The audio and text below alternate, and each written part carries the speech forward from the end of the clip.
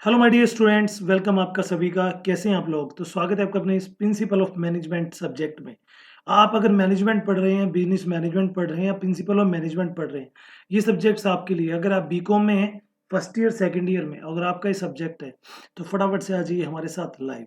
जैसे कि आप सबको पता है कि हमारे चैनल पर मॉर्निंग से लेकर ही क्लासेस स्टार्ट हो जाती है। पूरा टाइम टेबल हमने टेलीग्राम पर शेयर कर रखा है, तो अगर आप टेलीग्राम पर अभी तक फॉलो नहीं किया है, कर लीजिए, लिंक इन द डिस्क्रिप्शंस। और वहाँ पर रेगुलर क्लासेस आपको लिंक मिलते रहते हैं। आज की बात करेंगे हम फंक्शन ऑफ मैनेजर के बारे में। प्रीवियस वीडियो में हमने मैनेजर समझा था, मैनेजर कौन होता है और एक मैनेजर का रोल क्या होता है किसी फर्म में। लेकिन आज बात करते हैं कि मैनेजर, एक मैनेजर की अगर बात करते हैं तो मैनेजर का फंक्शंस यानी कि उसके क्या क्या काम होते हैं किसी भी इंडस्ट्री में, किसी भी कंपनी में। देखो, जैसे मैनेज मैनेज करना एक मैनेजर का काम होता है, तो हर वो चीज़ जिसकी रिक्वायरमेंट्स होती है किसी भी कंपनी को चलाने में आगे, तो सबकी रिक्वायरमेंट्स को पूरी करने के लिए जिम्मेदारी का काम मैनेज करना होता है। साथ में जहाँ पर एक बेटर डिसीजन लेने की ज़रूरत है, जहाँ पर कुछ एक्टिव रहने की ज़रूरत है, जहाँ पर एक स्टेप लेने की ज़रूरत है, वहाँ पर स्टेप लेता है manager. So as we have seen about, there are many management function is business as like planning, organising, staffing, directing, controlling. But regardless of title, the manager is responsible for all kind of work. जो manager होता है वो इन सभी काम के लिए responsible होता है। An operational manager is responsible for that operation of the company. A night manager responsible for that activity take place at night. Simple सी बात है, जिस चीज का मैनेजर है वो उसके लिए उसकी रिस्पॉन्सिबिलिटी है, उसकी अकाउंटेबिलिटी है। According to Ritz, manager generally work for long hours, लंबे समय तक काम करते हैं। Their day are broken up into a large number of brief and varied activities. They interact with large number of different peoples. They do little reflecting, planning, and they spend most of their time engaged in oral communications. Maximum जो manager का time जाता है वो जाता है oral communication में, अपने subordinates को, अपने एम्प्लॉयज के साथ, different kind of employee they are working with the manager, so they should have to interact, they should have to interact in the oral and the written way, और उनको guide करने का काम भी रहता है। ठीक है, आइए चलते हैं कुछ पर्टिकुलर कैरेक्टरिस्टिक्स के बारे में चलते हैं। Manager work with the throughout other peoples. Simple सी बात है, मैनेजर खुद कुछ नहीं करता, दूसरों से काम कराता है। कैसे दूसरों से काम लेना है, चाहे वो क्लाइंट है, सप्लायर है, यूनियन है, रिप्रेजेंटेटिव, इन सब के रोल में मैनेजर आर मीडिएटर्स।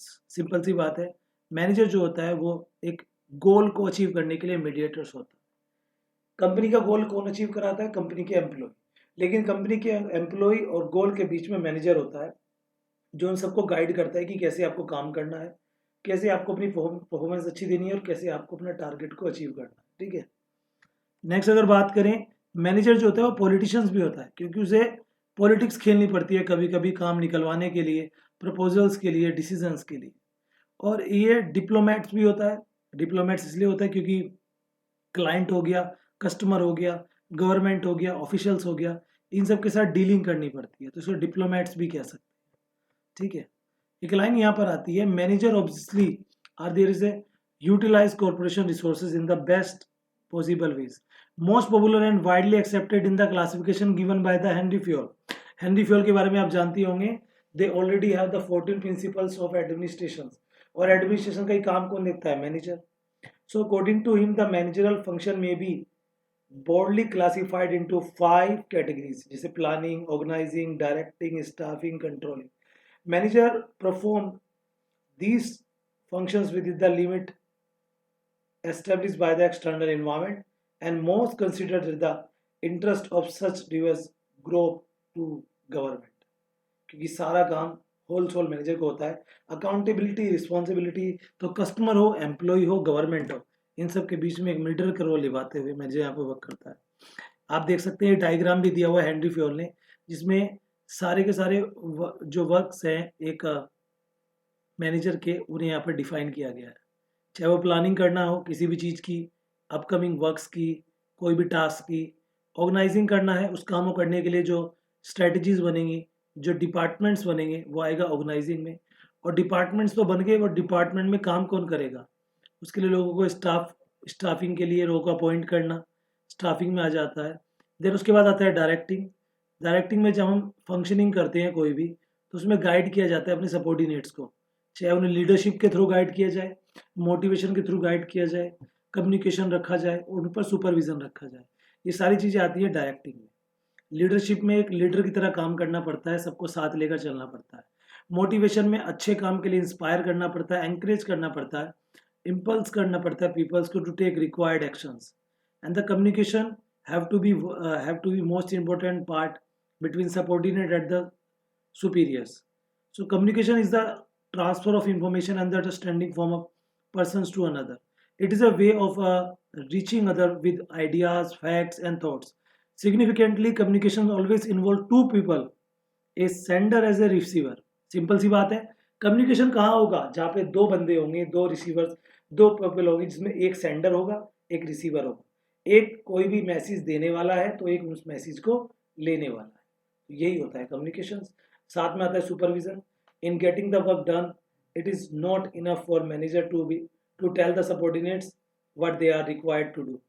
सिंपल सी बात है, केवल इतना कहने से कि मैनेजर अपने सबॉर्डिनेट्स को बोल दे कि ये काम कर लो, जरूर नहीं कि वो हो जाए। उसके लिए ज़रूरत है इन टाइम सबके साथ सुपरविजन रखने की, क्या वो सही कर रहे हैं, क्या वो गलत कर रहे हैं। अपने सबॉर्डिनेट्स के साथ ज़रूरत है उन्हें मोटिवेशन देने की। वो this kinds of work include in the directing. Last आता है controlling. The objective of controlling to the ensure that action contribute to goal accomplished. जो हमारा गोल है वो कंप्लीट हुआ कि नहीं, अकम्प्लिश हुआ कि नहीं, रिसीव हुआ कि नहीं, उसके लिए जो पर्टिकुलर एक्शंस होते हैं वो कंट्रोलिंग में माइंड रखते हैं। तो ये था बच्चों आज का टॉपिक, फंक्शंस ऑफ मैनेजमेंट। मैंने आपको फंक्शन ऑफ मैनेजर मैंने आपको बता दिए। हेनरी फ्योल ने 5 फंक्शन दिए, वैसे इन सब के अंदर और भी फंक्शन आ जाते हैं, जैसे अभी मैंने मोटिवेशन, कम्युनिकेशन बताया। कल की वीडियो में आगे चलेंगे और बता देता हूँ मैं आपको कल क्या डिस्कस करने वाले हैं। कल मतलब नेक्स्ट आएगा अब तो, क्योंकि अब तो मंडे ट्यूसडे को चेंज हो जाएगा। हमारा जो नेक्स्ट आपका होगा चैप्टर है ये, उसको स्टार्ट करते हैं। मैं टॉपिक वाइज लेके चल रहा हूँ जिससे किसी बच्चे को प्रॉब्लम ना हो, क्योंकि चैप्टर अलग हो सकते हैं, टॉपिक अलग नहीं होंगे। ठीक है जी।